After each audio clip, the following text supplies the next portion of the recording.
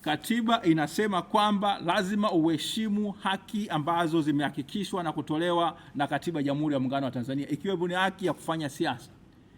Haki, ibara ya 20 inatoa haki ya watu kuweza kujumuika na kuunda vyama na kuweza kutoa maoni yao na itikadi zao.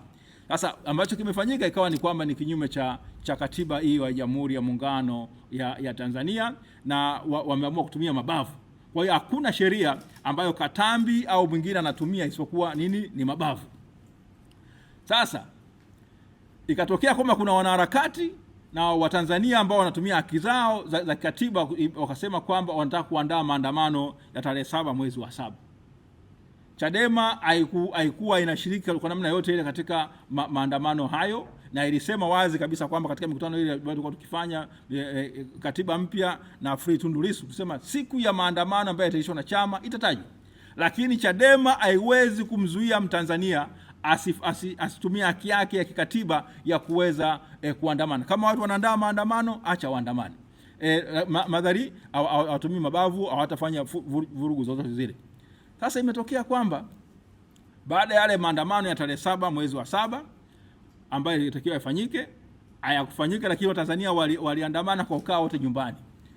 Nchi yote ilikuwa imefungwa kwamba Watanzania hawakutoka kwenye nyumba zao, shughuli za biashara za kila kitu, hata ile sheria za Sabasaba zilikwama.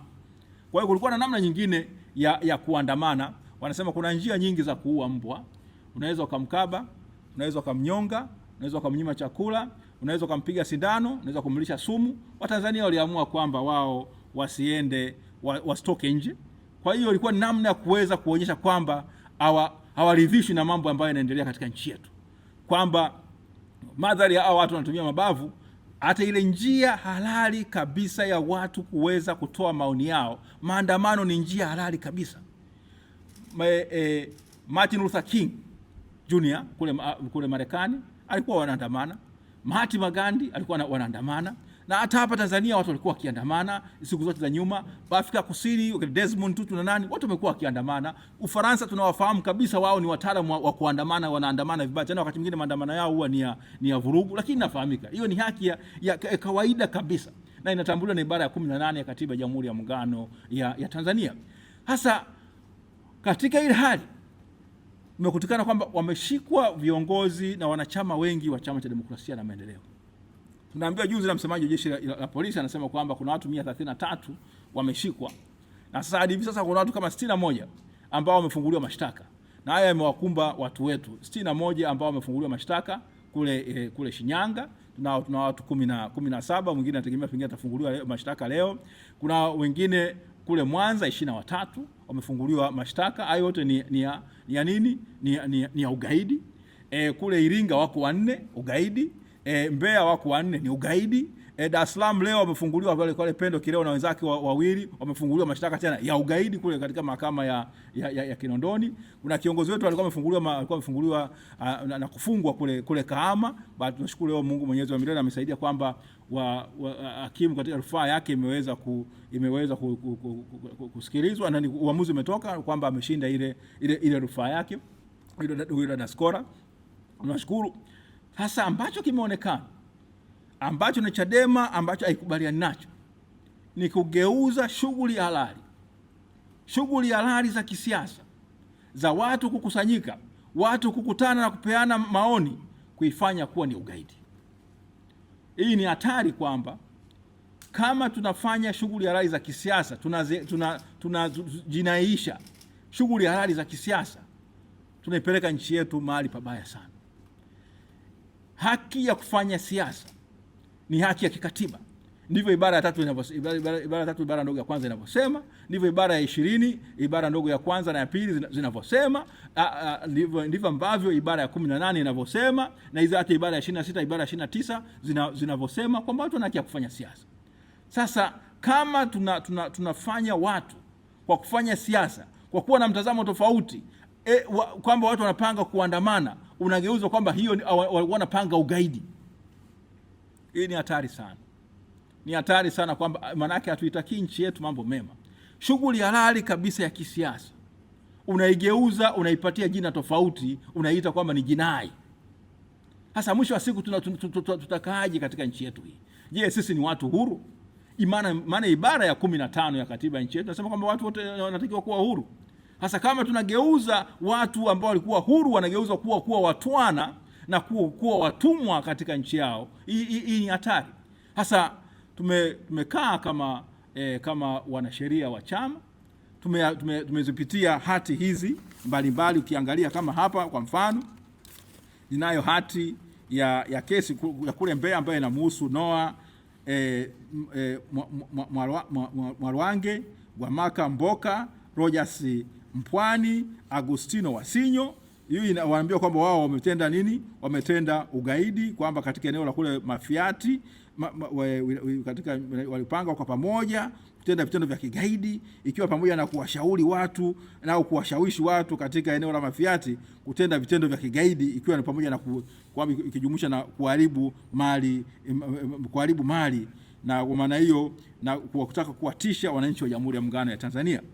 Tuna nyingine tena, huyu anaitwa Jasiri Robert Masumbi, na yenyewe ni ya Mbeya, na yenyewe vile vile nasema kwamba alikuwa na lengo la kuwashambulia polisi kule Mbeya na kusababisha vifo na kuwaumiza. Kuna kule Mwanza tunao kesi inamuhusu, hii ni kesi namba 16379 ya mwaka 2026, kesi ya uchumi. Hii inamuhusu Alfax Sadi Bundara Nyamwaga, Fanson Wilson Mpango, Abeli Maruta Mwesa, Hassan Mohamed Saidi, Emmanuel Anthony Wambura, Adamu Robert Idi, Damas Bebwa Sadok, Petro Matias Mabura, Abdul Amani Kagwidi, David Mashaka Maendeka, Filipo Mayingu Masatu, Edward Peter Mikindo, Emmanuel Joseph Doto. Hao 12 wanashtakiwa kwamba walitaka kuharibu mali, walishika katika mikutano kwa malengo tena matendo ya kigaidi, na kuharibu na kutaka kuchoma mali za watu binafsi na za serikali. Hiyo tarehe 7 mwezi wa 7. Haya, mwingine huko tena Iringa, au anaitwa Akudi Aknai Korai, Abdi Daudi Mwaisoba, Ambi Daudi Mwaisoba, Raimu Hussein, Edman Beatu Sambara wameshtakiwa na kesi ya kiuchumi namba 16453 ya mwaka 26 huko Iringa, na wao kwamba wanashtakiwa kwamba walikuwa wanataka kutumia vilipuzi na kuweza kuwashambulia dhidi ya maafisa wa polisi, na kwa maana hiyo na kutaka kuutisha umma. Tunayo kesi nyingine Shinyanga, hii inamuhusu na hii ni kesi namba ya kiuchumi namba 16506 2026, na mwisho Goldwyn Laurent, Amisi Omari Ngunila, Johnson Paulo Michael, Joseph Isaac Ongoro, Mwebi Charles Yoyo. Hao wote wanaambiwa kwamba walitaka katika maeneo huko Shinyanga kuanzia tarehe 15 mwezi wa 6 mpaka tarehe 10 mwezi wa 7 katika maeneo mbali ya Shinyanga walikula njama ya kutenda matendo ya kigaidi, ikiwa pamoja na kuwa na maandamano haramu. Kwa hiyo wakitaka kutishia usalama wa nchi yetu. Vile vile hawa tena Edwin Ongito, hiyo ni kesi hawa 16504, Ongito, Jabari Abdul Sharifu, Sengiyumba Sadiki, Boniface Queen Kasuruba, Hussein Marijani Hamidu, Mohamed Shabani Nkimani, Mwinyi Salomu Kuliengana, Omari Ali Nganinga, Maulidi Ramadhani. Hao wanasema kwamba kuanzia kati ya tarehe 26 Juni mwaka 2026 hadi tarehe 7 Julai katika maeneo mbalimbali kule Shinyanga walikuwa na lengo, walikula njama za kutaka kutenda matendo ya kigaidi, ikiwa ni nini? Ugaidi wao ni nini? Maandamano haramu. Tukaenda kule Mwanza, kuna kesi ya kiuchumi namba 16375 dhidi ya Deus Elias Masarago, Mohamed Saidi Tosha, Fabian Bernard Nguvumali, Samuel Kayange Mtani, Samuel Ngaji Kobel, Julius Mwita Makonga, Fanuel John Lutana, Filipo Juma Kulwa, Filipo Ntembeji Shipuruko, Amisi Masanja Mnyimvua. Hawa wanaambiwa kwamba wanataka kutenda matendo ya nini? Ya kigaidi huko Mwanza katika eneo katika kuanzia tarehe 4, kati ya tarehe 4 na tarehe 7 katika sehemu ya Nyamagana walikutaka kushiriki mikutano wakijua kama mikutano hiyo ina lengo la kufanya nini, mambo ya kigaidi, ikiwa ni pamoja na nini, na kuchoma moto mali za watu binafsi na za serikali. Sasa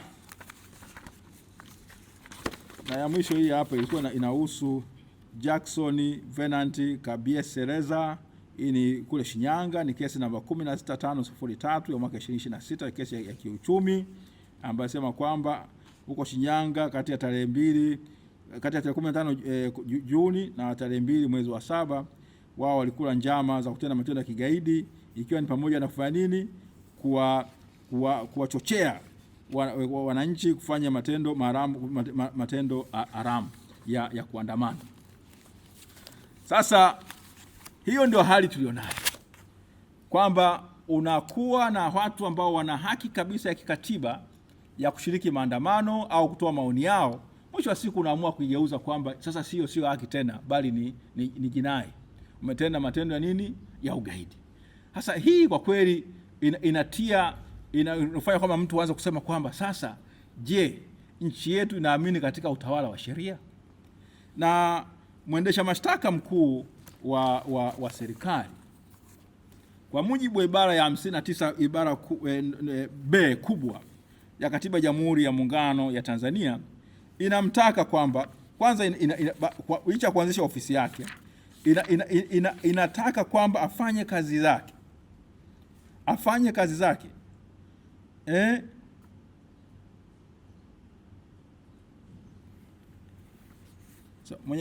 mamlaka ya mkurugenzi wa mashtaka kwa mujibu wa ibara ndogo ya pili yaweza kutekelezwa na yeye mwenyewe au kwa maelekezo yake na maofisa waliopo chini yake au wengineo wanaotekeleza kazi hizo kwa maelekezo yake. Katika 4 sasa, katika kutekeleza mamlaka yake mkurugenzi wa mashtaka atakuwa huru, hataingiliwa na mtu yeyote au na mamlaka yeyote, na atazingatia mambo yafuatayo: